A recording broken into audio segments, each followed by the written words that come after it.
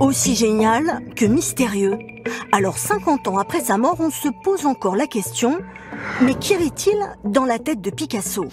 Peut-être une boîte à outils, un taureau et des femmes, beaucoup de femmes. Une boîte à outils car Picasso, c'est un super bricoleur, un inventeur qui ne fait jamais rien comme les autres. Imaginez un visage qu'on voit à la fois de face et de profil, c'est son idée. Et peindre un portrait qui ressemble comme deux gouttes d'eau à un masque africain, c'est encore lui.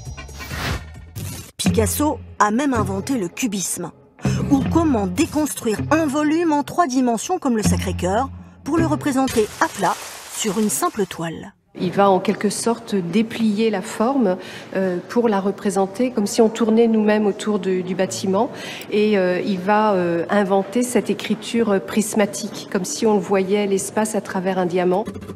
Dans la tête de Picasso, il y a aussi un taureau, car c'est son animal totem.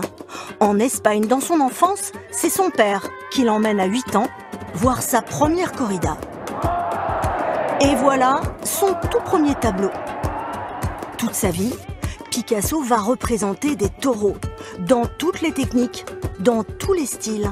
Il y en a même un dans Guernica, bien en évidence, en haut et à gauche de la toile.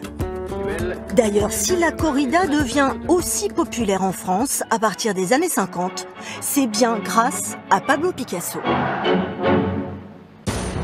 Dans la tête de Pablo, il y a aussi de nombreuses femmes et des relations aussi passionnées qu'explosives.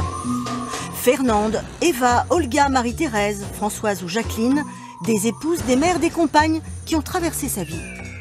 Et puis il y a la belle Inès, femme de ménage de la maison. Toutes les années, il me faisait un portrait. C'est lui qui est sur votre droite, notamment. Oui, c'était en 44. Elles ont toutes été ses muses, ses modèles. Mais sans elles, Picasso n'aurait jamais été Picasso.